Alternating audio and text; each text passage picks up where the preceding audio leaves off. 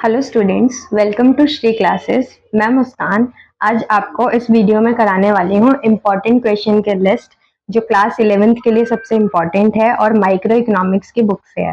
ठीक है, अब इस बुक में आपके टोटल 11 चैप्टर्स हैं। अब उसमें क्या इम्पोर्टेंट है, ऐसा क्या क्विकली हम रिवाइज करें, क्या पढ़ें, कौन सा कॉन्सेप्ट हम करें जो हमें एग्जाम में देखने के लिए मिलेगा, तो उनकी लिस्ट और वो कॉन्सेप्ट्स मैं आज आपको कराने वाली हूँ वन बाय वन। ठीक है, तो स्टार्ट करते हैं। सबसे पहले हम लोग बात करेंगे central problem of an economy. किसकी बात करेंगे हम लोग? Central problem of an economy. एक इकोनॉमी में कोई प्रॉब्लम क्यों आती है? क्योंकि हमारे पास जो रिसोर्सेज है वो क्या है? स्केयर है। और जो बॉन्ड्स क्या है? अनलिमिटेड है। बॉन्ड्स अनलिमिटेड है, रिसोर्सेज स्केयर है। हर किसी के बॉन्ड को सेम रिसोर्स पूरा नहीं कर पाएगा, तो इसीलिए कुछ प्रॉब्लम्स है जो अकर होती हैं। अब ये जो प्रॉब्लम्स हैं इनके लिए बात करते हैं। ये जो क्वेश्चन है आपका central problem of an economy, ये आपका 4 मार्क्स में या 6 मार्क्स में पूछता है, या कभी कभी ऐसे भी पूछता है किसी एक प्रॉब्लम को डिफाइन कर दो, किसी एक प्रॉब्लम का नाम लिखेगा, सिर्फ उसी को डिफाइन कर दो। वो 3 में या 4 मार्क्स में आएगा और पूरा क्वेश्चन आएगा तो उसमें आपने तीनों प्रॉब्लम्स को डिफाइन करना है।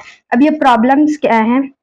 सबसे पहले है व्हाट टू प्रोड्यूस, हमने डिसाइड करना पड़ता है कि प्रोड्यूस क्या करें। सेकंड है हाउ टू प्रोड्यूस। थर्ड है फॉर हुम टू प्रोड्यूस। तो एक बार देखते हैं।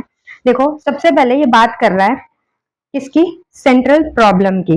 अब सेंट्रल प्रॉब्लम है ये इकोनॉमी में क्यों आती है भाई? क्योंकि हमारे पास रिसोर्सेज क्या है? स्केयर्स है, लिमिटेड है, और ह्यूमन वांट्स क्या है? अनलिमिटेड है। अभी मैंने आपको यही बताया था। आपने सिंपली डेफिनेशन में यही डालनी है कि जो सेंट्रल प्रॉब्लम है वो अराइज होता है क्योंकि रिसोर्सेज लिमिटेड है, बॉन्ड्स हमारी अनलिमिटेड है। सिंपल। अब इनके तीन जो ये प्रॉब्लम्स है ये तीन होती हैं। कौन कौन सी? सबसे पहले हम बात करेंगे, सबसे पहले आता है what to produce. What to produce क्या होता है कि भाई मैं कौन सा गुड और कौन सी गुड की कितनी क्वांटिटी प्रोड्यूस करूं, कौन सा गुड प्रोड्यूस करूं और उसकी कितनी क्वांटिटी प्रोड्यूस करूं। ठीक है, तो which good and services should be produce and how much should be produce, कि कितना प्रोड्यूस करना चाहिए, ये हम व्हाट टू प्रोड्यूस में डिसाइड करते हैं। ठीक है, कभी कभी ये भी क्वेश्चन आ जाता है कि भाई नेसेसिटी गुड्स ज्यादा प्रोड्यूस करें या लग्जरी गुड्स ज्यादा प्रोड्यूस करें। ठीक है, नेक्स्ट आपका हाउ टू प्रोड्यूस। अब सिंपल जरा देखो, मैंने डिसाइड कर लिया है कि मुझे क्या प्रोड्यूस करना है और कितना प्रोड्यूस करना है, कौन सा गुड प्रोड्यूस करना है और कितनी क्वांटिटी प्रोड्यूस करनी है, ये डिसाइड हो गया। अब नेक्स्ट मुझे डिसाइड करना है कि हाउ टू प्रोड्यूस, मैं इसको प्रोड्यूस कैसे करूं। क्या?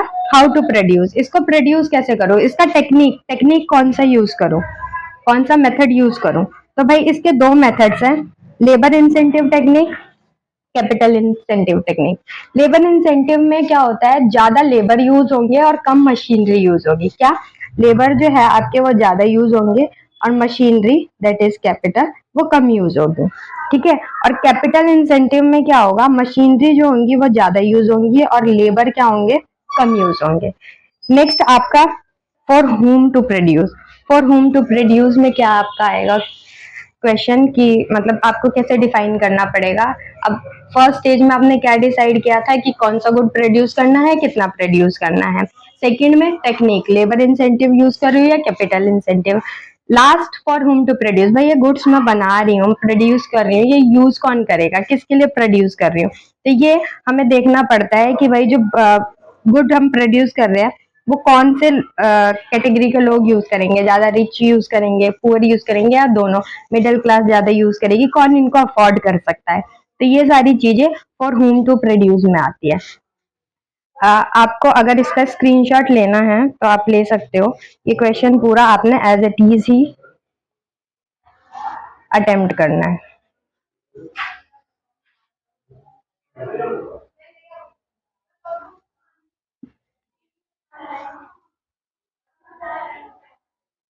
नेक्स्ट हम लोग बात करते हैं, नेक्स्ट कॉन्सेप्ट की तरफ जा रहे हैं। नेक्स्ट हम बात कर रहे हैं प्रोडक्शन पॉसिबिलिटी फ्रंटायर की। किसकी बात कर रहे हैं हम लोग? प्रोडक्शन पॉसिबिलिटी फ्रंटायर, इसको हम पीपीसी भी बोलते हैं। ठीक है, ध्यान रखना। प्रोडक्शन पॉसिबिलिटी फ्रंटायर क्या कहता है भाई? This is the this curve, ये एक कर्व है। क्या है ये? एक कर्व है that shows the maximum possible combination of two goods, ध्यान रखना, maximum possible combination of two goods that can be produce in an economy with the given resources and technology. क्या, जो रिसोर्स और टेक्नोलॉजी मेरे पास है उसको use करके मैं दो गुड्स के कॉम्बिनेशन को प्रोड्यूस करूंगी, उसका जो कर्व होगा उसको हम बोलते हैं प्रोडक्शन पॉसिबिलिटी फ्रंटायर। अब भाई क्वेश्चन आएगा कि what is production possibility frontier and define it's all properties. तो आप क्या करोगे, प्रोडक्शन पॉसिबिलिटी फ्रंटायर की डेफिनेशन लिखोगे, ठीक है, फिर डायरेक्ट आप प्रॉपर्टीज डिफाइन करने लगोगे। ऐसा मत करना, प्रोडक्शन पॉसिबिलिटी कर्व है एक, उस कर्व को आपको शो करना है कि ये होता कैसे है। तो ये कर्व होता कैसे है, देखो सिंपली, ये गुड एक्स, गुड वाई और ये आपका पीपीसी, ठीक है, इधर देखो ये आपका पीपीसी, ठीक है। अब इसके ऊपर देखो ये जो पॉइंट्स है, इस कर्व के ऊपर जितने भी पॉइंट्स आएंगे ना, इनको हम बोलते हैं कॉम्बिनेशन ऑफ टू गुड्स। जो पॉइंट्स ये जो शो कर रहे हैं, ये combination of two goods show कर रहे हैं जो प्रोड्यूस कर रहे हैं हम लोग, ठीक है, कि गुड ए की इतनी क्वांटिटी प्रोड्यूस हो रही है, गुड बी की इतनी हो रही है, गुड एक्स की इतनी क्वांटिटी प्रोड्यूस हो रही है, गुड वाई की इतनी क्वांटिटी प्रोड्यूस हो रही है। एक चीज और, इसमें अजम्पशंस लिखना जरूरी है आपके लिए। तो अजम्पशंस देखें तो सबसे पहले तो इसकी मीनिंग में ही मैंने बताया था, रिसोर्सेज और टेक्नोलॉजी जो गिवन है वही यूज करनी है, तो वो तो भाई फिक्स रहेंगे, रिसोर्स और टेक्नोलॉजी फिक्स रहेंगे। रिसोर्स जो है, जितने भी रिसोर्स है वो फुली यूटिलाइज करने हैं, हमें सारे के सारे यूज करने हैं। Next, only two goods can be produce, दो ही गुड्स प्रोड्यूस होंगे। अब रिसोर्स जो है ना वो शिफ्ट भी कर सकते हैं, आपके मोबिल होंगे, मतलब कि जैसे गुड एक्स अभी प्रोड्यूस कर रहे हैं, अब अचानक से मार्केट में गुड वाई की डिमांड बढ़ गई, तो वो रिसोर्स जो है वो उठ के वाई को प्रोड्यूस करने लगेंगे, शिफ्ट हो जाएंगे गुड एक्स से गुड वाई पे, तो मोबिल भी होते हैं ये, ठीक है। नेक्स्ट हम लोग बात कर रहे हैं शेप ऑफ पीपीएफ। अभी मैंने बताया कि ये डाउनवर्ड स्लोपिंग होता है, ये पीपीएफ ऐसे था ना, ये डाउनवर्ड स्लोपिंग होता है। ये डाउनवर्ड स्लोपिंग क्यों होता है भाई, सिंपल, कि जब मैं एक गुड की क्वांटिटी मतलब प्रोडक्शन को इंक्रीज करूंगी, किसी एक गुड की प्रोडक्शन को इंक्रीज करूंगी, तो दूसरे गुड के प्रोडक्शन को मुझे कम करना पड़ेगा, क्योंकि वही रिसोर्स जो है उठ के उस गुड में लग रहे हैं, सेकंड वाले गुड में लग रहे हैं। तो यहाँ पे क्या हो रहा है, आपका एक को हम गेन कर रहे हैं, एक गुड को, एक गुड की प्रोडक्शन को गेन कर रहे हैं, दूसरे को सेक्रीफाइस कर रहे हैं। तो इसीलिए ये जो पीपीएफ है ये आपका डाउनवर्ड स्लोपिंग होता है, ये फर्स्ट प्रॉपर्टी है इसकी। नेक्स्ट इसकी प्रॉपर्टी है कि ये कॉनकेव क्यों होता है, ये शेप है ना, इसको कॉनकेव टू दी ओरिजिन बोलते हैं। ये कॉनकेव होता है क्योंकि हमारा जो मार्जिनल अपॉर्चुनिटी कॉस्ट है वो इंक्रीजिंग ऑर्डर में होता है, ठीक है, मार्जिनल अपॉर्चुनिटी कॉस्ट जो है वो इंक्रीजिंग ऑर्डर में होता है, इसीलिए। अब जो मार्जिनल अपॉर्चुनिटी कॉस्ट है, अगर क्वेश्चन आ जाए कि why the marginal opportunity cost is increasing, कि ये इंक्रीजिंग ऑर्डर में क्यों है, तो ये रीजन इसका यही है कि जो रिसोर्सेज हैं that are not equally efficient in producing all goods. अब रिसोर्स जो है वो लिमिटेड है, दोनों गुड्स को तो इक्वली प्रोड्यूस नहीं कर सकते, एक की प्रोडक्शन को बढ़ाने के लिए दूसरे की प्रोडक्शन को कहीं ना कहीं कम करना पड़ेगा। अब कम करेंगे तो जो रिसोर्स है, जो गुड बी पे शिफ्ट हुए हैं उसकी प्रोडक्शन को बढ़ा रहे हैं, अब गुड ए का जो प्रोडक्शन है वो कम हो गया। तो यही रीजन है, जो रिसोर्स जो जब हमारे शिफ्ट होते हैं ना, तो मार्जिनल अपॉर्चुनिटी कॉस्ट जो है वो इंक्रीजिंग ऑर्डर में आती है, क्योंकि ये जो सेक्रीफाइस और गेन की बात हो रही है ना, उसके ऊपर डिपेंड करता है सारा, ठीक है। नेक्स्ट,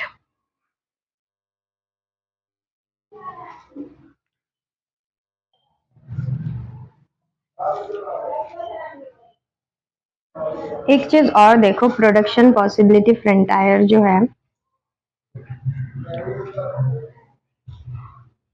ये प्रोडक्शन पॉसिबिलिटी फ्रंटायर है, ठीक है, इसके ऊपर ये कुछ पॉइंट्स हैं,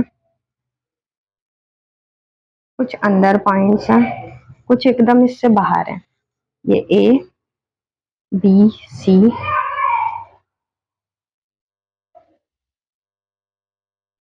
ठीक है। अब ये जो पॉइंट है प्रोडक्शन पॉसिबिलिटी फ्रंटायर के ऊपर जो पॉइंट्स है A to E, A B C D E, ये चारों 5 पॉइंट, ये 5 पॉइंट है ABCDE। ये पांचों पॉइंट ऐसे पॉइंट है जहां पे हमारे रिसोर्सेज क्या हैं, फुल्ली यूटिलाइज हो रहे हैं। ठीक है, ये जो लाइन है ना, ये लाइन शो करता है कि इतने रिसोर्स है मेरे पास और इस लाइन के ऊपर ही प्रोडक्शन मुझे करना है। ठीक है, तो ये जो ABCD है, ये क्या शो कर रहे हैं आपको कि यहाँ पे जो प्रोडक्शन हो रहा है वो फुल्ली हो रहा है आपका, और रिसोर्स जो है वो फुल्ली यूटिलाइज्ड है। अब ये जो पॉइंट F है, पॉइंट F देखो जरा, ये लाइन मैंने क्या बताया, रिसोर्स मेरे पास इतने ही है। ठीक है, रिसोर्स मेरे पास इतने ही है, इस लाइन के बराबर ही रिसोर्स है। अब ये F पॉइंट इस लाइन के ऊपर नहीं है, बाहर है। तो जब इस F पॉइंट तक मेरे पास रिसोर्स, इसको प्रोड्यूस करने के लिए मेरे पास रिसोर्स ही नहीं है, तो मैं इसको प्रोडक्शन नहीं करूंगी। ठीक है, तो ये मेरे लिए जो F पॉइंट है, ये पॉइंट बन जाएगा अनअटेनेबल पॉइंट, अनअटेनेबल पॉइंट। ठीक है, और ये जो ABCDE पॉइंट है, ये अटेनेबल है। ये क्यों है अटेनेबल? क्योंकि ये कर्व के ऊपर है और जो रिसोर्सेज है वो फुल्ली यूटिलाइज्ड है, और F तक के लिए मेरे पास रिसोर्सेज है ही नहीं प्रोड्यूस करने के लिए कि F पॉइंट में प्रोड्यूस कर सकूं। अब G पॉइंट देखो, G पॉइंट क्या कह रहा है कि यहाँ पे जो रिसोर्स हैं वो अंडर यूटिलाइज्ड है, अंडर यूटिलाइज्ड है, इसको अटेन कर सकते हैं, अंडर यूटिलाइज्ड है। अब सिंपली आपने अजम्पशन में क्या पढ़ा था कि PPF में रिसोर्सेज जो है वो फुल्ली यूटिलाइज्ड होने चाहिए, बट यहाँ पे G पॉइंट पे ये फुल्ली यूटिलाइज नहीं है। ठीक है, अंडर यूटिलाइज्ड है, तो इस पॉइंट को भी हम लोग बाहर कर देंगे। सिर्फ ABCDE ये पॉइंट है जिनके ऊपर प्रोडक्शन होगा। ओके, ये जो कॉन्सेप्ट मैंने अभी कराया, इसका जो क्वेश्चन है वो केस स्टडी बेस पे बन के आता है कि इनमें से पॉइंट्स बताओ किस पे आप प्रोड्यूस करोगे, किस पे नहीं करोगे, उसका रीजन दो। आएगा 3 या 4 मार्क्स में। नेक्स्ट हम लोग बात करते हैं law of diminishing marginal utility. Law of diminishing marginal utility क्या कहता है कि भाई जितना आप ज्यादा से ज्यादा कंज्यूम करते जाओगे एक सिंगल कमोडिटी को, जितना ज्यादा से ज्यादा एक सिंगल कमोडिटी को कंज्यूम करते जाओगे, आपकी जो मार्जिनल यूटिलिटी है ना वो डिक्लाइन करने लगेगी। मार्जिनल यूटिलिटी को एक तरीके से आप सेटिस्फेक्शन लो, आपका जो सेटिस्फेक्शन है ना वो कम होने लगेगा। ठीक है, जो सेटिस्फेक्शन है, जितना किसी एक कमोडिटी को खाते, मतलब कुछ भी ले लो, पिज्जा ले लो, पिज्जा अगर मैंने आपके सामने बहुत सारा रख दिया और बोला इसको खाते जाओ, रुकना नहीं है, तो आप क्या करोगे, एक पॉइंट पे ऐसा आएगा ना कि सेटिस्फेक्शन लो हो जाएगी और आपका हो जाएगा कि मैम अब इससे ज्यादा हम नहीं खा सकते। ठीक है, तो law of diminishing marginal utility यही बताता है कि किसी भी कमोडिटी को जितना ज्यादा कंज्यूम करते जाओगे आपकी सेटिस्फेक्शन उतनी ही गिरती जाएगी। ठीक है, अब इसको एक बार ग्राफ के थ्रू समझो। देखो मार्जिनल यूटिलिटी यहाँ पे देखो ऐसे डिक्लाइनिंग में, ठीक है, डिक्लाइनिंग जा रहा है, ये इस पे कुछ पॉइंट्स हैं जिन पे आप कंज्यूम कर रहे हो। इस पिक्चर में देखो जरा, जब आपने फर्स्ट स्लाइस लिया, किसका, पिज्जा का फर्स्ट स्लाइस उठाया, तो आपने बहुत इंजॉय किया, आपको सेटिस्फेक्शन बहुत अच्छी मिली।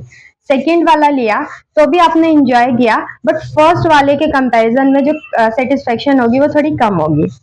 अब एक चीज ध्यान रखना, law of diminishing marginal utility में हम एज्यूम करके चलते हैं कि कंजम्पशन को हमने कंटिन्यू रखना है, कंजम्पशन को रोकना नहीं है, कंजम्पशन को कंटिन्यूअस प्रोसेस में रखना है, रुकना नहीं है। तो पिज्जा खा रहे हो तो खाते जाओ, सेम क्वांटिटी में, सेम मतलब प्राइस भी सेम होना चाहिए उसका, हमारी इनकम भी वहीं फिक्स्ड होनी चाहिए, और जो आप स्लाइस खा रहे हो उसका साइज, शेप जो भी है वो भी, मेजरमेंट सब कुछ सेम होना चाहिए।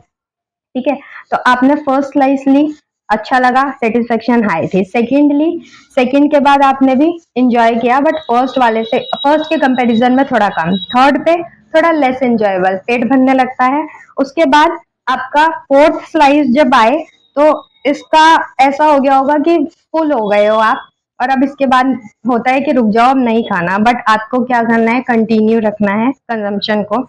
फिफ्थ स्लाइस पे आपको ऐसा लगेगा कि बिल्कुल भी मजा नहीं आया, खा के कुछ भी नहीं लगा। सिक्स्थ स्लाइस पे जब आप गए तो ये स्लाइस ऐसी होगी जब वहां पे आपकी जो सेटिस्फेक्शन है वो नेगेटिव चली जाएगी कि भाई इससे ज्यादा अब मैंने खाया तो मेरे जो भी कंज्यूम कर रहा हूँ वो बैक आ जाएगी, बाहर आ जाएगा। तो उसको उसको बोलते हैं marginal utility, law of diminishing marginal utility. यहाँ पे क्या हो रहा था, कंजम्पशन को आप ऐसे बढ़ाते जा रहे थे, और वहीं आपकी सेटिस्फेक्शन क्या होती जा रही थी, लो होती जा रही थी। सेटिस्फेक्शन देखो धीरे धीरे गिरी, जीरो पे पहुंची, उसके बाद नेगेटिव हो गई। ठीक है, जीरो पे पहुंची, उसके बाद नेगेटिव हो गई। ये है law of diminishing marginal utility. इसके ऊपर भी क्वेश्चन आपका 4 मार्क्स में, 4 या 3 मार्क्स में ही आएगा। नेक्स्ट कॉन्सेप्ट की बात करते हैं, दैट इज इंडिफरेंस कर्व। हम इसमें बात कर रहे हैं किसकी, इंडिफरेंस कर्व की। भाई इंडिफरेंस कर्व क्या होता है, this is also combination of two goods. ठीक है, जैसे आपने पीपीएफ में पढ़ा था कि वहां पे भी combination of two goods use कर रहे थे, बट वहां पे हम प्रोड्यूस कर रहे थे, यहाँ पे हम कंज्यूम करेंगे। ठीक है, यहाँ पे क्या करेंगे, कंज्यूम करेंगे। Indifference curve, it is also a combination of two goods that gives equal satisfaction to the consumer. अब यहाँ पे जितने भी कॉम्बिनेशन मैं यूज करूंगी, मतलब जितने भी कॉम्बिनेशन मैं कंज्यूम करूंगी इंडिफरेंस कर्व में, मुझे सारे कॉम्बिनेशन से सेम लेवल ऑफ सेटिस्फेक्शन मिलेगा। ये इंडिफरेंस कर्व बोलता है। अब इंडिफरेंस कर्व, इसके नाम में ही कर्व है, तो एग्जाम में आपको कर्व बनाना बहुत ज्यादा इंपॉर्टेंट है। अगर नहीं बना के आओगे तो एग्जामिनर जो है वो मार्क्स काट सकता है। भाई इंडिफरेंस कर्व है, यही शो नहीं किया कि ये कर्व दिखता कैसे है, तो क्या आपको लगता है पूरे मार्क्स मिल जाएंगे? बिल्कुल भी नहीं। ठीक है, तो सबसे पहले आईसी देखो, मैं यहाँ पे कंपैरिजन भी कर देती हूँ। देखो आपका पीपीएफ समथिंग ऐसा बना था, आईसी ऐसे बनेगा। ठीक है, बट इसको यहाँ पे टच मत करना एक्स और वाई एक्सेस से। ठीक है, आईसी आपका ऐसे बनेगा, और इसके ऊपर आपके जितने भी पॉइंट्स हैं, देखो ये पॉइंट्स दिख रहे हैं, ये आईसी के ऊपर जितने भी पॉइंट्स है, ये सारे point same level of satisfaction देंगे। ठीक है, ये जो सेटिस्फेक्शन देंगे, सेम सेटिस्फेक्शन देंगे, हर एक पॉइंट से इक्वल सेटिस्फेक्शन मुझे मिल रही होगी। आईसी कर्व ये कहता है। ठीक है, अब आईसी कर्व की भी अजम्पशंस है कि टू गुड्स यूज करेंगे, दो गुड्स होने चाहिए, कंज्यूमर की इनकम फिक्स होनी चाहिए, और जो गुड कंज्यूम कर रहे हैं उसका प्राइस फिक्स होना चाहिए। ठीक है, नेक्स्ट हम लोग इसकी प्रॉपर्टीज की बात करते हैं। प्रॉपर्टी की बात करेंगे तो सबसे पहले प्रॉपर्टी है इट स्लोप्स डाउनवर्ड। क्या बोल रहा है, ये डाउनवर्ड स्लोपिंग होता है। क्यों होता है भाई, सेम रीजन कि अगर यहाँ पे मान लो गुड ए है, यहाँ पे बी है, अगर मैं गुड ए की क्वांटिटी को इंक्रीज करना चाहती हूँ, अगर मान लो गुड ए की क्वांटिटी यहाँ पे इंक्रीज हो रही है, तो गुड बी की क्वांटिटी को ना मुझे गिनाना पड़ेगा, कम करना पड़ेगा। गुड ए की क्वांटिटी को इंक्रीज करने के लिए बी की क्वांटिटी को बढ़ाना पड़ेगा। मान लो इस वाले पॉइंट पे थे हम, यहाँ पे बी में इतना कंज्यूम कर रही थी, ए इतना कंज्यूम कर रही थी। अब ए की क्वांटिटी को मुझे बढ़ाना है। अब ए की क्वांटिटी यहाँ पे इंक्रीज हो रही है, और बी यहाँ पे देखो कम हो रहा है। तो क्वांटिटी जो कम हो रही है और एक की क्वांटिटी बढ़ रही है, यही शो करता है कि ये डाउनवर्ड स्लोपिंग है। ठीक है, नेक्स्ट है it is convex to the origin. ये कॉन्वेक्स होता है ऐसे। ठीक है, कॉन्वेक्स क्यों होता है, क्योंकि यहाँ पे MRS marginal rate of substitution applicable है। ये जो marginal rate of substitution law है ये एप्लीकेबल है, इसलिए ये कॉन्वेक्स टू दी ओरिजन होता है। नेक्स्ट ये बात कर रहा है higher the indifference curve represent higher level of satisfaction. क्या बोल रहा है, जितना आप हायर इंडिफरेंस कर्व पे जाओगे, जो सेटिस्फेक्शन है वो हायर होता जाएगा। इसको समझने के लिए हमें एक इंडिफरेंस कर्व मैप समझना पड़ेगा। This is the map. ठीक है, ये IC1, this is 2, this is IC3। ठीक है, तीन आईसी हैं, तीन इंडिफरेंस कर्व दिख रहे हैं। अब ये मान लो फर्स्ट इंडिफरेंस कर्व पे इतना लेवल ऑफ सेटिस्फेक्शन मिल रहा है, सेकंड वाले पे इतना, थर्ड वाले पे इतना। अब जितना आप इंक्रीज करते जाओगे, मतलब ऊपर जाते जाओगे, हायर आईसी पे जाते जाओगे, आपकी सेटिस्फेक्शन जो है ना वो बढ़ती जाएगी, और जितना लोअर पे आते जाओगे उतनी सेटिस्फेक्शन आपकी गिरती जाएगी। अब ये क्यों होता है, ये होता है, एक कॉन्सेप्ट है मोनोटॉनिक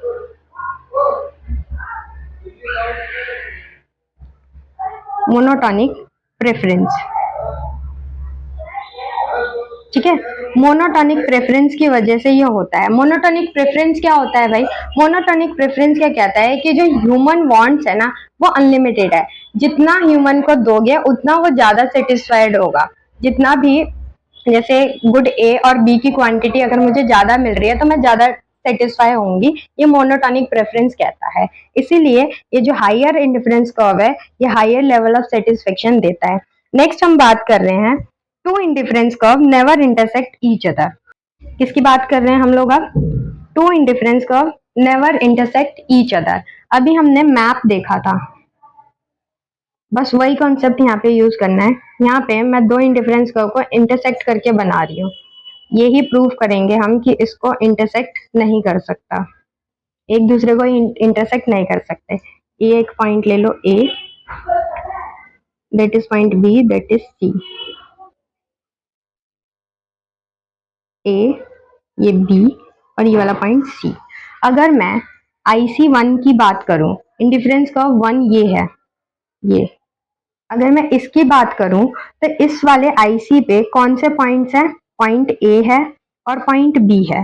कौन से पॉइंट है? पॉइंट ए है और बी है। क्या ये सेम लेवल ऑफ सेटिस्फेक्शन दे रहे हैं? यस, दे रहे हैं, क्योंकि IC की डेफिनेशन क्या थी कि एक IC पे जितने भी पॉइंट्स लाई करेंगे, जितने भी कॉम्बिनेशन लाई करेंगे, वो सारे सेम लेवल ऑफ सेटिस्फेक्शन देंगे। तो IC1 पे हम कह सकते हैं कि point A and point B same level of satisfaction दे रहा है। नेक्स्ट हम बात करते हैं IC2 की।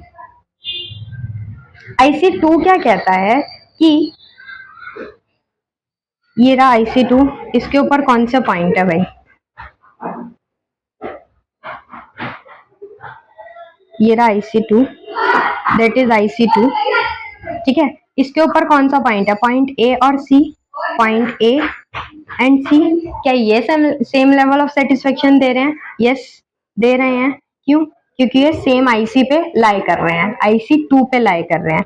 अब अगर A इक्वल टू बी है एंड A इक्वल टू सी है तो भाई B और C भी इक्वल होने चाहिए, बट ऐसा नहीं है। क्यों? क्योंकि B जो है वो IC1 पे लाई कर रहा है और C जो है वो IC2 पे लाई कर रहा है, और दो different ICs different level of satisfaction को रिप्रेजेंट करते हैं। इसीलिए जो दो इंडिफरेंस कर्व है वो एक दूसरे को टच नहीं कर सकते। आपको प्रॉपर ये मैथमेटिकली करके शो करना है एग्जाम में कि IC1 पे ये सिचुएशन है, IC2 पे ये है।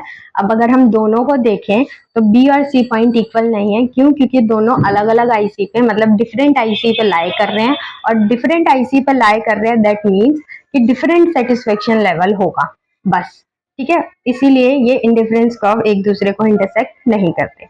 Last, indifference curve do not touch the axes. ऐसे मत बना के आना, ठीक है, ये गलत होगा। कभी भी इंडिफरेंस कर्व को एक्स से भी टच मत करना, वाई एक्सिस से भी टच मत करना, दोनों से मत करना। यहाँ पे क्वेश्चन आएगा define indifference curve and its properties, ऐसे करके क्वेश्चन आएगा। आपने कैसे करना है डिफाइन? सबसे पहले इंडिफरेंस कर्व की डेफिनेशन लिखनी है, फिर उसके कुछ अजम्पशंस लिखने हैं। अजम्पशंस मैंने बताया कि दो गुड्स यूज होंगे, इनकम कंज्यूमर की कांस्टेंट रहेगी, प्राइस जो दो गुड्स का है वो कांस्टेंट रहेगा, ठीक है।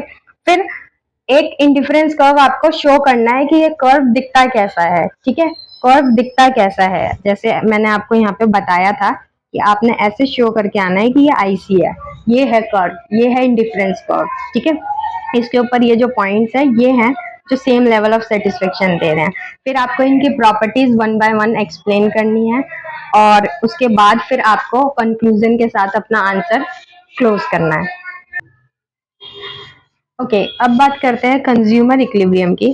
कंज्यूमर इक्विलिब्रियम एक ऐसी सिचुएशन है जहां पे कंज्यूमर को सबसे ज्यादा सेटिस्फेक्शन मिलता है तब उसकी जो गिवन इनकम है उसको खर्च करके, ठीक है। जो मेरे पास इनकम है उसको मैंने खर्च करी, और उससे मुझे कोई किसी भी गुड्स पे खर्च किया, किसी भी कमोडिटी पे खर्च किया, उससे मुझे जो सेटिस्फेक्शन है वो मैक्सिमम लेवल की मिल गई, तो मैं कंज्यूमर जो हूँ मैं इक्विलिब्रियम पे हूँ। क्या कह रहा है? Consumer equilibrium is a situation where consumer gets maximum satisfaction from his given income and his has no desire to change his consumption। कि जो भी कंज्यूम कर रहा है उसको वो चेंज नहीं कर सकता, ये हम एज्यूम करके चलते हैं कंज्यूमर इक्विलिब्रियम में, ठीक है। तो कंज्यूमर इक्विलिब्रियम का जो कॉन्सेप्ट है वो आपका दो प्रोफेसर्स ने दिया है, एक तो मार्शल ने, एक दिया है हिग्स ने, ठीक है। किसने? एक मार्शल ने, एक हिग्स ने। अब मार्शल जो है उन्होंने कार्डिनल अप्रोच यूज किया था। क्या यूज किया था? Cardinal approach. इन्होंने बोला था कि भाई कि जो भी मैं गुड कंज्यूम कर रहा हूँ उससे जो मुझे सेटिस्फेक्शन मिलेगी मैं उसको न्यूमेरिक टर्म में मेजर कर दूंगा। क्या? न्यूमेरिक टर्म में मेजर कर दूंगा। सेटिस्फेक्शन को न्यूमेरिकल टर्म में मेजर करना, सोचो कैसे। अब इन्होंने क्या इसको लगाया है कि न्यूमेरिक टर्म हम कैसे डिसाइड करेंगे कि कौन सा न्यूमेरिक टर्म पे मतलब मुझे सेटिस्फेक्शन मिले। इन्होंने बोला कि जो भी कमोडिटी मैं कंज्यूम कर रही हूँ उसका प्राइस जो है उतना ही मुझे अगर सेटिस्फेक्शन मिल गया, मान लो प्राइस 10 रुपए है और 10 यूटिल्स की ही सेटिस्फेक्शन मुझे मिल गई, तो जो कंज्यूमर है वो क्या है? इक्विलिब्रियम पे है। ये कौन कह रहा था? मार्शल। हिक्स ने क्या किया? हिक्स ने बोला कि सेटिस्फेक्शन को हम न्यूमेरिक टर्म में नहीं मेजर कर सकते। सेटिस्फेक्शन को हम कैसे बताएंगे कि मैं आज इतनी खुश हूँ, आज मुझे 2 रुपए की खुशी मिली, 3 रुपए की खुशी मिली, नहीं ना। तो जो हिक्स है इन्होंने क्या बोला कि जो सेटिस्फेक्शन है वो कुछ मिलती है, समथिंग मिलती है, कोई भी गुड जो भी गुड्स है उसको कंज्यूम करने से, ठीक है। तो इन्होंने एक आईसी और बजट लाइन, इंडिफरेंस कर्व और बजट लाइन को यूज करके शो किया था कि कंज्यूमर इक्विलिब्रियम पे कैसे आएगा। मार्शल ने क्या यूज किया था न्यूमेरिकल टर्म में शो करने के लिए? तो इन्होंने एक तो सिंगल कमोडिटी का कॉन्सेप्ट दिया था, एक टू कमोडिटी का कॉन्सेप्ट दिया था। हिक्स ने डायरेक्ट टू कमोडिटी का कॉन्सेप्ट दिया था। तो ये जो टू कमोडिटी का कॉन्सेप्ट है ना, ये आपके एग्जाम पॉइंट ऑफ व्यू से ज्यादा इंपॉर्टेंट है। इससे एक तो 6 मार्क्स का डायरेक्ट क्वेश्चन भी पूछ सकता है, इसी से आपके केस स्टडीज भी बनते हैं कि बताओ कंज्यूमर इक्विलिब्रियम पे है या नहीं है। नहीं है तो क्यों नहीं है, अब कंज्यूमर कैसे रिएक्ट करेगा, ठीक है। तो एक एक करके हम इनका देखते हैं। सबसे पहले हम मार्शल की बात करेंगे। हम मार्शल की बात कर रहे हैं सिंगल कमोडिटी की। तो सिंगल कमोडिटी में जो इन्होंने कंडीशन दी थी कि कंज्यूमर इक्विलिब्रियम पे कब होगा, सिंपली जो प्राइस होगा पी एक्स, एक्स मतलब गुड एक्स, वो मेरा इक्वल होगा मार्जिनल यूटिलिटी ऑफ एक्स के, ठीक है। मार्जिनल यूटिलिटी ऑफ एक्स मतलब वही जो सेटिस्फेक्शन मुझे मिल रही है। तो अगर मेरा प्राइस यदि सेटिस्फेक्शन के इक्वल हो जाएगा तो मैं इक्विलिब्रियम में हूँ। अब इसको ग्राफिकली कैसे शो किया उन्होंने बोला कि जो गुड स्प्रेड मतलब जो गुड हम कंज्यूम कर रहे हैं उसका प्राइस जो है वो तो सेम रहेगा, ठीक है। प्राइस जो है वो तो सेम रहेगा, तो प्राइस आपका पैरेलल टू एक्स एक्सिस हो जाता है, दैट इज पी एक्स। और मार्जिनल यूटिलिटी अभी हमने पढ़ा था law of diminishing marginal utility में कि मार्जिनल यूटिलिटी ऐसे डिक्लाइन होती है, डिक्लाइनिंग होती है। क्यों होती है? कि भाई कोई भी गुड हम जितना कंज्यूम करते जाएंगे सेटिस्फेक्शन उतनी ही गिरती जाएगी। तो ये जो पॉइंट है जहाँ पे ये दोनों इक्वल है दैट इज योर इक्विलिब्रियम, ये बताया था उन्होंने सिंगल कमोडिटी में, ठीक है। कि ये जो पॉइंट है जहाँ पे आपका price of x and marginal utility of x equal है, ये है इक्विलिब्रियम सिंगल कमोडिटी में, ठीक है। अब सिंपल क्वेश्चन आया तो आपने कैसे लिखना है? कंज्यूमर इक्विलिब्रियम की डेफिनेशन, उसके बाद आपने लिखना है कंडीशन, कंडीशन में आपने ये पॉइंट डालना है कि क्या कंडीशन है। उसके बाद आपने बनाना है डायग्राम और उस डायग्राम को क्या करना है? एक्सप्लेन करना है, खत्म। नेक्स्ट आपका हम बात करते हैं टू कमोडिटी की। किसकी बात कर रहे हैं हम? टू कमोडिटी की। इस केस में जो मार्शल है उन्होंने बोला कि जो रेशियो है ना यूटिलिटी का एंड प्राइस का, दो कमोडिटी यूज होगी, तो जो रेशियो है यूटिलिटी एंड प्राइस का, मार्जिनल यूटिलिटी एंड प्राइस का ऑफ गुड एक्स, वो इक्वल होगा ratio of marginal utility and price of good Y के, ठीक है। ये कंडीशन थी सिंपल। क्या? आपका M you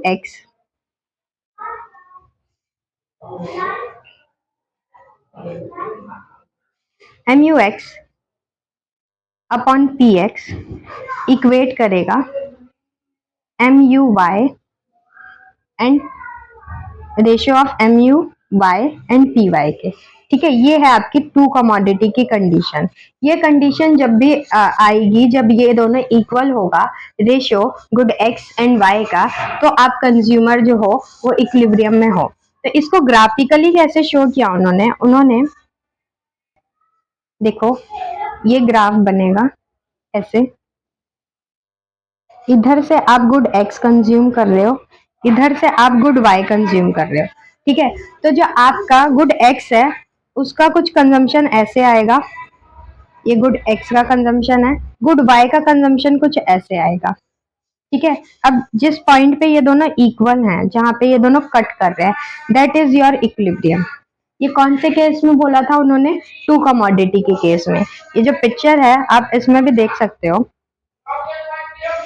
for single commodity में देखो आपका जो प्राइस लाइन है वो ये है, ठीक है, ये स्ट्रेट है, that is your marginal utility, और जहां पे ये दोनों कट कर रहे हैं that is your equilibrium. Next आपका जब डबल कमोडिटी की बात हो रही है तो ये जो है ये एक्स की कंजम्पशन है, ये जो है ये वाई की कंजम्पशन है।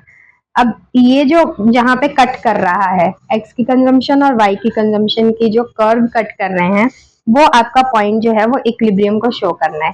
ये जो क्वेश्चन है, ये वाला क्वेश्चन भी आपने सेम करना है अगर पूछा तो।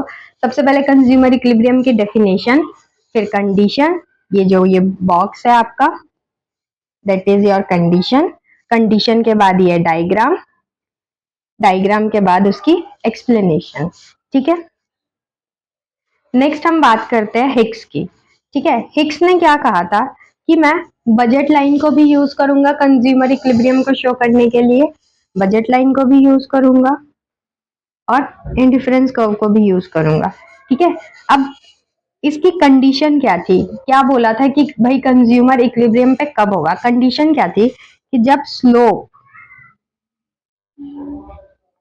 ऑफ बजट लाइन और स्लोप ऑफ आईसी इक्वल होंगे, तो ये जो कंडीशन है ये मेरा शो करेगी कि कंज्यूमर इक्विलिब्रियम पे है। अब ये कैसे शो होगा? स्लोप ऑफ बजट लाइन होता है P X upon P Y, मतलब कि प्राइस रेशियो दो गुड्स का। आईसी का जो स्लोप होता है वो होता है M R S X Y, marginal rate of substitution good X का एंड गुड वाई का। ठीक है, ये कंडीशन है। अब इस कंडीशन को उन्होंने शो कैसे किया था? मान लो ये आपका इंडिफरेंस कर्व है, ये आपकी बजट लाइन है, ये इसके ऊपर इंडिफरेंस मैप बनेंगे। ठीक है, ये ठीक है, ये एक पॉइंट है, एक पॉइंट ये है, एक पॉइंट ये है, पॉइंट ये, इनको हम नाम दे देंगे, ये A, that is B, that is C, that is D.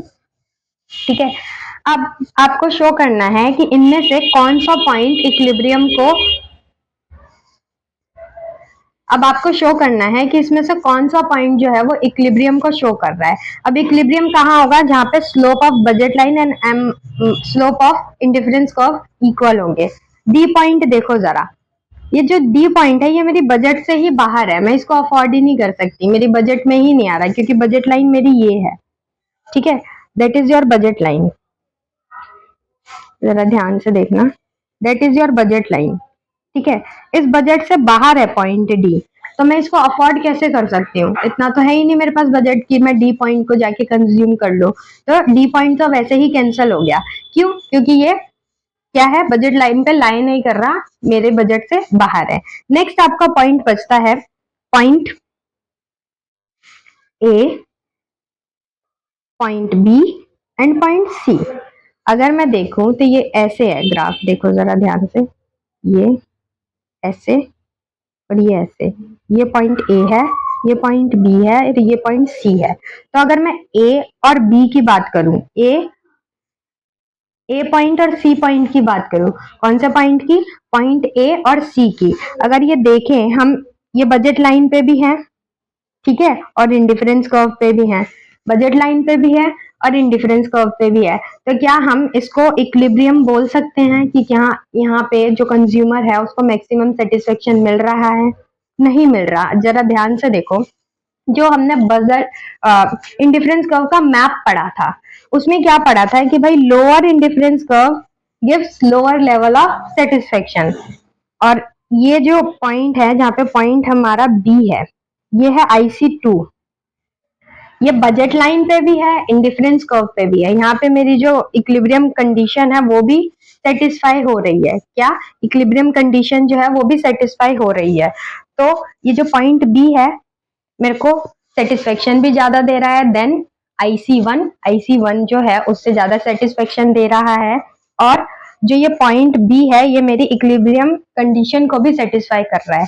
तो जो इक्विलिब्रियम होगा वो पॉइंट बी होगा, हमारा जो पॉइंट बी होगा वो हमारा इक्विलिब्रियम होगा। ये आपने प्रॉपर शो करना है कि पॉइंट डी क्यों इक्विलिब्रियम नहीं है। क्यों नहीं है? क्योंकि बजट लाइन से बाहर है, बजट के अंदर नहीं है। पॉइंट ए और सी क्यों नहीं है? क्योंकि ये लोअर आईसी पे है, मुझे सेटिस्फेक्शन लोअर मिल रही है उसको कंज्यूम करके, तो मैं उसको छोड़ दूंगी। नेक्स्ट, आपका जो बी पॉइंट है वो इक्विलिब्रियम इसलिए है क्योंकि एक तो वो हाइयर आईसी पे है देन 1, ठीक है। IC1 के कंपैरिजन में जो सेटिस्फेक्शन है वो बी पॉइंट पे मुझे ज्यादा मिल रही है क्योंकि वो IC2 पे है। नेक्स्ट, ये मेरी कंडीशन जो है किसकी, कंज्यूमर इक्विलिब्रियम के, उसको भी सेटिस्फाई कर रहा है, ठीक है। इसीलिए जो पॉइंट बी है ये मेरा इक्विलिब्रियम है। अब इसको, ये जो क्वेश्चन है ये मोस्टली आपका पूछा जाता है, इसको अटेम्प्ट कैसे करोगे आप, इसको कैसे अटेम्प्ट करोगे? यहाँ पे आपने वही कंज्यूमर इक्विलिब्रियम की डेफिनेशन लिखनी है।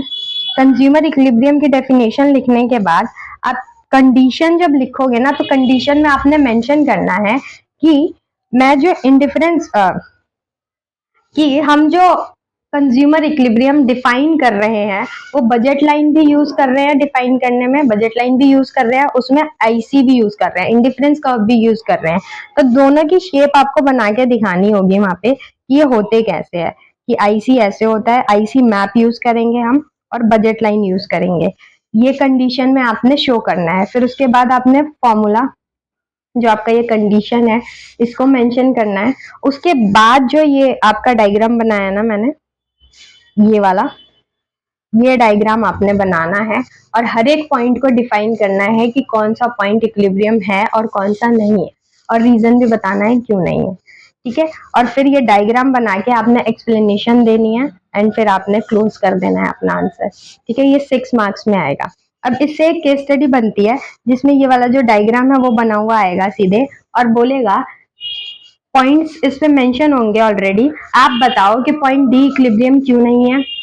आप बताओ कि पॉइंट ए और बी मेरी बजट में भी है, मेरी इक्विलिब्रियम लेवल को सेटिस्फाई भी कर रहे हैं, तो भी वो इक्विलिब्रियम क्यों नहीं है। पॉइंट बी इक्विलिब्रियम क्यों है, या फिर इन सारे पॉइंट्स में से कौन सा इक्विलिब्रियम है। ऐसे केस स्टडी टाइप का भी क्वेश्चन आपका आ सकता है। नेक्स्ट हम लोग बात करते हैं लॉ ऑफ वेरिएबल प्रोपोर्शन की। लॉ ऑफ वेरिएबल प्रोपोर्शन जो है वो हम शॉर्ट रन प्रोडक्शन फंक्शन में पढ़ते हैं। ये जो क्वेश्चन है ये मोस्टली आपको 6 मार्क्स में देखने के लिए मिलता ही मिलता है 100%। ये हर एक एग्जामिनर का फेवरेट क्वेश्चन है, वो डालते ही डालते हैं कि what is law of variable proportion, and इसका टीपी मतलब total product and marginal product के बेस पे आप लोग इसको डिफाइन करो। और अगर ये नहीं आया लॉ ऑफ वेरिएबल प्रोपोर्शन, तो एग्जामिनर ये लिख देता है कि total product and marginal product का रिलेशन जो है उसको डिफाइन करो, ठीक है। दोनों टाइप से क्वेश्चन आपको पूछेगा, आंसर एक ही है। लॉ ऑफ वेरिएबल प्रोपोर्शन क्या कहता है कि आप जो प्रोडक्शन कर रहे हो तो उसमें बहुत सारे प्रोडक्शन में फैक्टर्स यूज होते हैं, अलग अलग फैक्टर्स यूज होते हैं। जैसे ए पेन प्रोड्यूस करने में लेबर लगा होगा, जहाँ पे ये प्रोड्यूस हो रहा होगा वो जगह, और ऐसे ही बहुत सारे फैक्टर आपके यूज हुए होंगे। तो अब लॉ ऑफ वेरिएबल प्रोपोर्शन क्या कहता है कि मैं एक फैक्टर ऑफ प्रोडक्शन को इंक्रीज करूंगी, एक फैक्टर ऑफ प्रोडक्शन को इंक्रीज करूंगी, मतलब कि एक लेबर इंक्रीज करूंगी और बाकी फैक्टर ऑफ प्रोडक्शन को कांस्टेंट रखूंगी। क्या कह रहा है, one factor of production in increased while other remains constant. ये लिखना आपने जरूरी है कि सिर्फ एक ही फैक्टर ऑफ प्रोडक्शन क्या हो रहा है, इंक्रीज हो रहा है, बाकी कांस्टेंट है। तो इस केस में लॉ ऑफ वेरिएबल प्रोपोर्शन क्या कहता है कि आपका टोटल प्रोडक्ट, मतलब कि जो भी ओवरऑल प्रोडक्ट आ रहा है वो तो पहले इंक्रीज होता है इंक्रीजिंग रेट पे, फिर इंक्रीज होता है डिमिनिशिंग रेट पे, फिर उसके बाद डिक्लाइनिंग करने लगता है, उसके बाद वो डिक्रीजिंग चला जाता है, वो नीचे गिरने लगता है।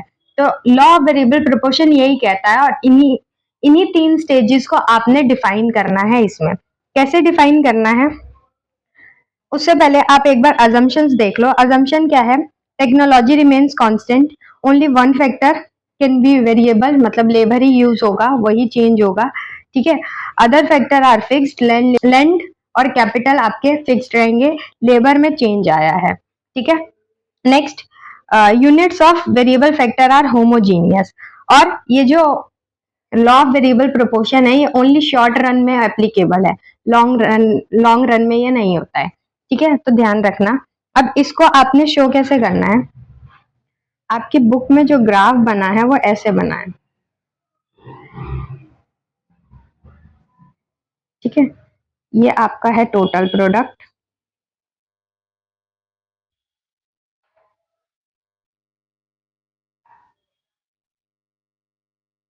ये आपका है मार्जिनल प्रोडक्ट,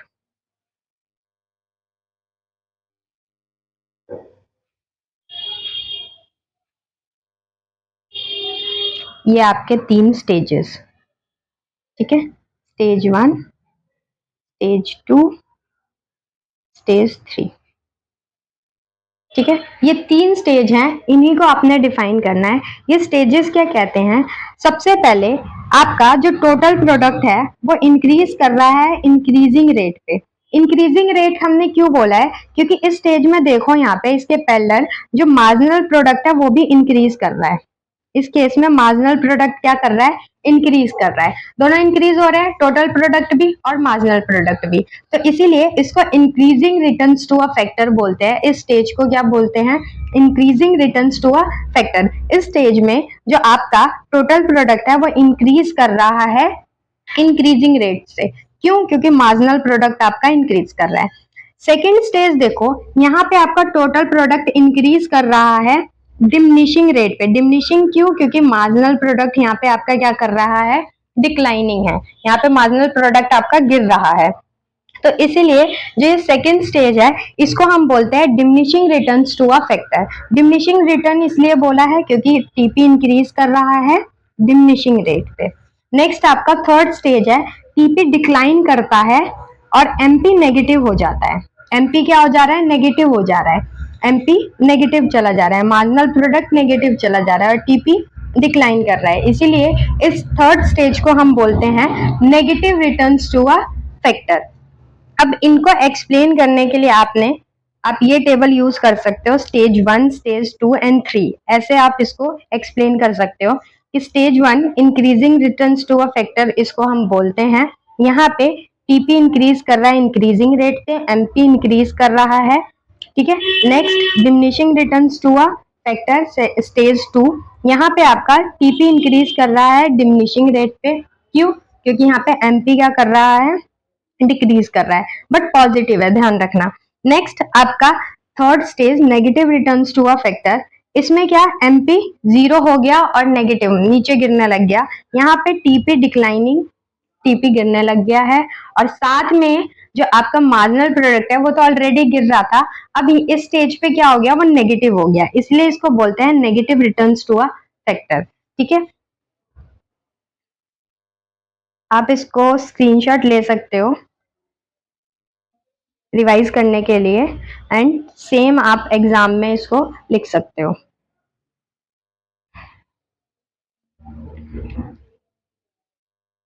सिंपल, आपका जो ये क्वेश्चन आएगा वो ऐसे ही आएगा, define law of variable proportion through TP total product and MP marginal product. तो आपने सबसे पहले डेफिनेशन लिखनी है लॉ ऑफ वेरिएबल प्रोपोर्शन की, फिर अजम्पशंस डालने हैं, अजम्पशंस के बाद आपको डायग्राम ये वाला बनाना आप, ठीक है। ये पिक्चर में जो है ये मिक्स डायग्राम है, ये जो पिक्चर में शो हो रहा है ये मिक्स डायग्राम है, ये जो मैंने आपको पैरेलल बना के दिखाया है आप ऐसे बनाना। ये डायग्राम बना के आपने ये तीन स्टेजेस हैं इनको एक्सप्लेन करना है, इन तीन स्टेजेस को क्या करना है, एक्सप्लेन करना है। आपका क्वेश्चन खत्म, 6 मार्क्स आपके हाथ में, ठीक है। ओके, अब हम लोग बात करते हैं price ceiling and price floor की। Price ceiling and price floor, ये कॉन्सेप्ट करने से पहले आपको एक मार्केट इक्विलिब्रियम का जो कॉन्सेप्ट है वो पढ़ना पड़ेगा। तो उसकी जो लिंक है वो मैं आपको डिस्क्रिप्शन में दे दूंगी, आप वो वीडियो एक बार देख लेना, फिर उसके बाद आप ये वाला कॉन्सेप्ट देखोगे तो आपको अच्छे से समझ आ जाएगा। प्राइस सीलिंग एंड फ्लोर क्या है? प्राइस सीलिंग जो होता है वो बेसिकली कंज्यूमर को प्रोटेक्ट करने के लिए गवर्नमेंट एक प्राइस सेट करती है, ठीक है, जिसे बोलते हैं प्राइस सीलिंग। और वही प्रोड्यूसर को प्रोटेक्ट करने के लिए गवर्नमेंट एक प्राइस सेट करती है जिसको बोलते हैं प्राइस फ्लोर। तो इसको ग्राफिकली कैसे शो करना है वो आप एक बार देख लो। सबसे पहले हम प्राइस सीलिंग की बात करेंगे। सबसे पहले हम लोग प्राइस सीलिंग की बात करेंगे। That is your demand, that is your supply, और जहां ये दोनों कट करते हैं that is your market equilibrium, ठीक है। जहां पे ये दोनों कट करते हैं वो आपका पॉइंट जो है, जहां पे मार्केट डिमांड और मार्केट सप्लाई इक्वल होती है, वो पॉइंट आपका होता है इक्विलिब्रियम का पॉइंट। अब इसके सामने ये प्राइस होता है एंड दिस इज क्वांटिटी, ठीक है। इसके सामने जो है that is market price and उसके एक्स एक्सिस पे आपका क्वांटिटी है, जो क्वांटिटी डिमांड और सप्लाई हम कर रहे हैं, जो मार्केट में क्वांटिटी डिमांड एंड सप्लाई हो रही है, और उस वो जो क्वांटिटी मतलब जो कमोडिटी है उसका जो प्राइस है दैट इज पी, ठीक है। अब कभी कभी गवर्नमेंट को लगता है कि कुछ कंज्यूमर ऐसे हैं जो इस प्राइस को अफोर्ड नहीं कर पा रहे, उनके लिए वो गुड महंगा है या कुछ भी कोई भी रीजन है, वो ये प्राइस को अफोर्ड नहीं कर पा रहे, तो इस गवर्नमेंट एक प्राइस सेट कर देती है। इस इक्विलिब्रियम प्राइस से नीचे गवर्नमेंट एक प्राइस सेट कर देती है दैट इज पी, ठीक है। इसको हम बोलते हैं प्राइस सीलिंग। ये कंज्यूमर को प्रोटेक्ट करने के लिए यूज होता है। यहाँ पे आपका सप्लाई देखो इतना है, डिमांड देखो यहाँ सप्लाई आपकी कम है एज कंपेयर डिमांड, डिमांड ज्यादा है और सप्लाई कम है। तो इस सिचुएशन में क्या होगा, शॉर्टेज आ जाएगी मार्केट में, और शॉर्टेज आ जाएगी और इसकी वजह से ब्लैक मार्केटिंग होने लगती है, रेशनिंग ऑफ प्राइस जो है उसकी कंडीशन आने लगती है, राशनिंग की कंडीशन आने लगती है, बहुत सारे सिचुएशन आने लगते हैं मार्केट में। सिंपली आपने ये बताना है कि प्राइस सीलिंग कंज्यूमर को प्रोटेक्ट करने के लिए यूज होता है, और इस केस में जो सप्लाई होती है वो कम होती है, डिमांड ज्यादा होती है, तो इसको हम लोग एक्सेस डिमांड का केस भी बोल सकते हैं। इस सिचुएशन में एक्सेस डिमांड की जो सिचुएशन है वो क्रिएट होती है। अगर इससे क्वेश्चन आ गया कि एक्सेस डिमांड क्या है तो उसको भी आप इसी कॉन्सेप्ट से शो कर सकते हो। ये रहा that is excess demand graph में, ठीक है। नेक्स्ट है ये मैक्सिमम प्राइस सेट होता है इक्विलिब्रियम लेवल के नीचे, maximum price set below the equilibrium price, equilibrium price के नीचे एक मैक्सिमम प्राइस सेट होता है कि इतने पे ही ये जो कमोडिटी है वो बिकेगी, ये कंज्यूमर को प्रोटेक्ट करने के लिए होता है। नेक्स्ट हम बात करते हैं प्राइस फ्लोर की। प्राइस फ्लोर क्या होता है, उल्टा इसका प्रोड्यूसर्स को प्रोटेक्ट करने के लिए यूज होता है। ये डिमांड, ये सप्लाई, दैट इज इक्विलिब्रियम, यहाँ पे प्राइस है एक। अब प्रोड्यूसर्स को प्रोटेक्ट करने के लिए ये प्राइस दैट इज फ्लोर, ये प्राइस सेट कर देती है गवर्नमेंट। यहाँ पे इस केस में जो आपकी डिमांड है वो कम है, सप्लाई जो है वो ज्यादा है, तो इस कंडीशन में आपका क्या होता है, मार्केट में एक्सेस सप्लाई की कंडीशन आ जाती है और सरप्लस की सिचुएशन आ जाती है मार्केट में। अगर एक्सेस सप्लाई का क्वेश्चन आया तो आप बता सकते हो कि जब आपका डिमांड कम हो as compare supply, market demand कम हो as compare market supply, that situation is known as excess supply, ठीक है। इस केस में क्या सिचुएशन अराइज होती है, सरप्लस की, ठीक है। सरप्लस, हमारे पास जो प्रोडक्ट है वो मतलब जो स्टॉक में चीजें हैं, कमोडिटी है, वो ज्यादा हो जाती है, ठीक है। नेक्स्ट हम बात करते हैं प्रोड्यूसर्स इक्विलिब्रियम की। किसकी बात कर रहे हैं हम लोग, प्रोड्यूसर्स इक्विलिब्रियम की। प्रोड्यूसर इक्विलिब्रियम एक ऐसी सिचुएशन है, एक ऐसी कंडीशन है जहाँ पे एक फर्म जो है वो मैक्सिमम प्रॉफिट अर्न करना चाहती है, और मैक्सिमम प्रॉफिट अर्न करते हुए उसका कोई इंटेंशन नहीं होता, जिस लेवल ऑफ आउटपुट पे वो मैक्सिमम प्रॉफिट अर्न कर रही है उसका कोई इंटेंशन नहीं है कि वो उसको चेंज करे, ठीक है। ये ध्यान रखना, उसका कोई इंटेंशन नहीं होगा कि वो चेंज करे, उसको बोलते हैं प्रोड्यूसर इक्विलिब्रियम। अब प्रोड्यूसर इक्विलिब्रियम आपका एमआर और एमसी अप्रोच से हम लोग देखेंगे marginal revenue and marginal cost के अप्रोच से। तो इसकी कंडीशन क्या होती है? सबसे पहले कंडीशन देखो, एमआर इक्वल टू एमसी होना चाहिए, दोनों मार्जिनल रिवेन्यू और मार्जिनल कॉस्ट इक्वल होने चाहिए, और एमसी जो है मस्ट बी राइजिंग, एमसी जो है वो बढ़ता हुआ होना चाहिए। अब इसको डायग्राम के थ्रू कैसे देखेंगे?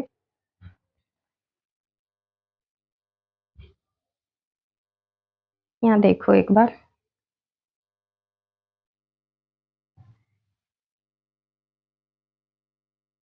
दैट इज योर एमआर, ठीक है, and this is your MC. अब एम आर एम सी यहाँ पे भी इक्वल है, एम आर एम सी यहाँ पे भी इक्वल है, दैट इज पॉइंट ई, इसको ई डैश ले लो, ये ई पॉइंट है। अब ई डैश जो है उस पॉइंट में जरा देखो, M R equal M C है, फर्स्ट कंडीशन तो अप्लाई हो रही है। सेकेंड कंडीशन क्या कह रहा था? M C should be rises, मतलब कि एम सी जो है वो बढ़ता हुआ होना चाहिए, लेकिन यहाँ पे देखो मार्जिनल कॉस्ट जो है वो गिर रहा है, डिक्लाइनिंग है ना, तो ये जो पॉइंट ई डैश है ये मेरा इक्विलिब्रियम नहीं होगा। अब ई पॉइंट पे आते हैं, ई पॉइंट क्या कह रहा है? यहाँ पे M R equal to M C है भाई, दोनों इक्वल हैं, और एम सी देखो यहाँ पे राइज भी कर रहा है। इस कंडीशन में एम आर क्या कर रहा है, सॉरी एम सी क्या कर रहा है? राइज भी कर रहा है। तो एम सी राइज भी कर रहा है और दोनों इक्वल भी है, तो this point E is the producer equilibrium, ठीक है। ये क्वेश्चन जब आपका आएगा तो आपको ऐसे ही अटेम्प्ट करना है। पहले प्रोड्यूसर इक्विलिब्रियम की डेफिनेशन, डेफिनेशन के बाद उसकी कंडीशन, एमआरएमसी अप्रोच ही पूछेगा, ठीक है, एंड उसके बाद आपने डायग्राम देना है, डायग्राम को फिर इसको एक्सप्लेन करना है, ये डायग्राम जो है इसको आपको एक्सप्लेन करना है। आपका क्वेश्चन कंप्लीट, ठीक है। नेक्स्ट हम बात करते हैं मार्केट से। एक क्वेश्चन है जो मोस्टली पूछा जाता है, that is perfect competition market. Perfect competition market क्या होती है? जहां पे large numbers of buyers and seller एक दूसरे से डील करते हैं, और यहाँ पे होमोजीनियस प्रोडक्ट में वो डील करते हैं। होमोजीनियस प्रोडक्ट मतलब जो भी कमोडिटी हम यूज कर रहे हैं वो शेप में, साइज में, पैकेजिंग में, हर एक चीज में वो आइडेंटिकल हो, सेम हो, ठीक है। जितने भी मतलब सेलर हैं वो कमोडिटी अगर बेच रहे हैं तो वो शेप में, साइज में, पैकेजिंग में और हर चीज में वो इक्वल होगी, ठीक है। तो इसकी बात करते हैं। परफेक्ट कंपटीशन एक ऐसा मार्केट है जहाँ पे बहुत सारे large number of buyer and sellers होते हैं, प्रोडक्ट होमोजीनियस होता है, और जो फर्म होती है वो प्राइस टेकर होती है। प्राइस टेकर इसलिए बोला जाता है क्योंकि जो प्रोडक्ट है उसको बेचने के लिए बहुत सारे सेलर है, खरीदने के लिए बहुत सारे बायर्स हैं। तो ये जो मार्केट फोर्स है ना, market force of supply and demand, ये प्राइस डिसाइड करता है कि कोई कमोडिटी का प्राइस क्या होना चाहिए। इसीलिए जो फर्म है वो प्राइस टेकर है, वो खुद प्राइस नहीं डिसाइड कर सकती। जैसे ये पेन जो है, अगर मान लो मार्केट में 10 रुपए का मिल रहा है तो पूरी मार्केट में 10 का मिल रहा होगा। अगर कोई भी कंपनी है इसकी तो पूरी मार्केट में 10 रुपए का मिल रहा होगा। कोई सेलर आके उठ के ये नहीं कह सकता मैं इसको 20 का बेच रहा हूँ, उससे कोई खरीदेगा नहीं, ठीक है, क्योंकि पता है बायर्स को ये पेन का प्राइस क्या है, 10 रुपए है, और 10 में ही वो खरीदेंगे। नेक्स्ट, यहाँ पे फ्रीली आप एंट्री और एग्जिट कर सकते हो। मीन्स आपका जो, मान लो काम चल रहा है बढ़िया, ठीक है, आपको प्रॉफिट हो रहा है तो आप मार्केट में हो, जैसे ही आपको लगेगा कि लॉस होने लग गया, शटडाउन की कंडीशन आ गई, आप क्या करोगे? मार्केट से एग्जिट कर जाओगे। वहां आपको कोई पूछने नहीं आएगा कि आप क्यों एग्जिट कर रहे हो। एंट्री भी आप फ्रीली ले सकते हो, एग्जिट भी आप फ्रीली कर सकते हो। ये जो पॉइंट्स है यही आपके फीचर्स है, ठीक है। अब फीचर्स आप देख लो, सबसे पहला वही है large numbers of buyers and seller, second है होमोजीनियस प्रोडक्ट, उसके बाद है आपका प्राइस टेकर, कि जो फर्म है वो क्या होती है? प्राइस टेकर होती है। मार्केट फोर्स ने जो प्राइस डिसाइड करके दिया वही उसको एक्सेप्ट करना होता है, वही प्रिवेल करता है पूरी मार्केट में। Freely entry exit. नेक्स्ट आपका बात कर रहा है परफेक्ट नॉलेज।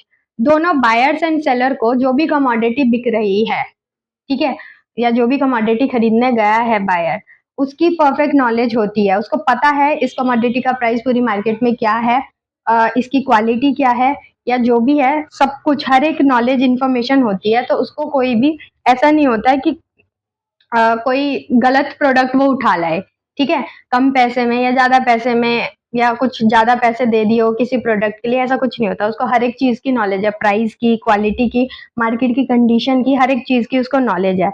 तो उसके साथ धोखाधड़ी होने के चांसेस कम हो जाते हैं। ठीक है, नेक्स्ट हम लोग बात करते हैं perfect mobility of factors. Factors जो है वो परफेक्टली मोबिल करते हैं। एक फैक्टर ऑफ प्रोडक्शन मतलब कि जो पेन है या जो भी कमोडिटी है उसको प्रोड्यूस करने के लिए अलग अलग फैक्टर यूज हो रहे होंगे, तो वो फैक्टर जो है एक जगह से दूसरी जगह मोबिल कर सकते हैं। नेक्स्ट, सेलिंग कॉस्ट यहाँ पे नहीं लगती, कोई भी एडवर्टीजमेंट कॉस्ट नहीं लगती। सबको पता होता है ये प्रोडक्ट मार्केट में है, इतने का बिक रहा है, ये क्वालिटी है इसकी, जिसको चाहिए वो जाके खरीद लेगा। यहाँ पे ट्रांसपोर्टेशन कॉस्ट भी जो होती है वो जीरो होती है। वो क्यों होती है? क्योंकि सेलर क्या है, बहुत सारे हैं। सेलर्स जो हैं बहुत लार्ज हैं, और जैसे मान लो मेरे को कोई प्रोडक्ट खरीदना है तो बहुत सारे सेलर है, तो मेरे नियर बाय जो होगा मैं उससे जाके वो प्रोडक्ट परचेज कर लूंगी और कंज्यूम कर लूंगी। तो इसी केस को ध्यान में रखते हुए यहाँ पे जो ट्रांसपोर्टेशन कॉस्ट है वो जीरो होती है। ठीक है, अब देखिए ये जितने भी टॉपिक्स हैं ये सारे मैंने आपको रिवाइज करवा दिए हैं। एक टॉपिक यहाँ पे रहता है इलास्टिसिटी का। ठीक है, इसकी जो लिंक है वो मैं डिस्क्रिप्शन में दे दूंगी, वहां से आप देख सकते हैं। इलास्टिसिटी आपका कंप्लीट हो जाएगा, इस पे भी एक क्वेश्चन बनता है। बाकी ये सारे इंपॉर्टेंट टॉपिक्स मैंने आपको करा दिए हैं। ठीक है, एक लिस्ट है इंपॉर्टेंट क्वेश्चन की, वो मैं आपको शो कर दे रही हूँ। फिर वो देखने के बाद आप एक एक क्वेश्चन ट्राई करके देख लेना। अब किसी का भी सोल्यूशन आपसे नहीं हो रहा है या किसी में डाउट है तो आप कमेंट कर देना, मैं आपको सोल्यूशन प्रोवाइड करा दूंगी। ठीक है, आप एक बार देख लो, उसका स्क्रीनशॉट लेना हो तो आप ले सकते हो।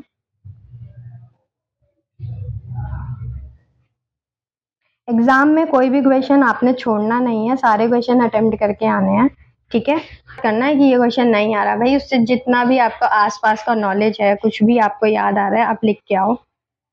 अब जैसे यहाँ पे क्वेश्चन है सेंट्रल प्रॉब्लम पे चॉइस ऑफ टेक्निक पे पूछ दिया, तो हाउ टू प्रोड्यूस एक्सप्लेन करना है, बस खत्म। ठीक है, तो ये क्वेश्चन है आपके इम्पोर्टेंट, ये आप सॉल्व कर लेना। क्वेश्चन सारे अटेम्प्ट करना। होप आप लोगों को समझ आया होगा। ऑल द बेस्ट, अच्छे से एग्जाम देना। Okay, thank you.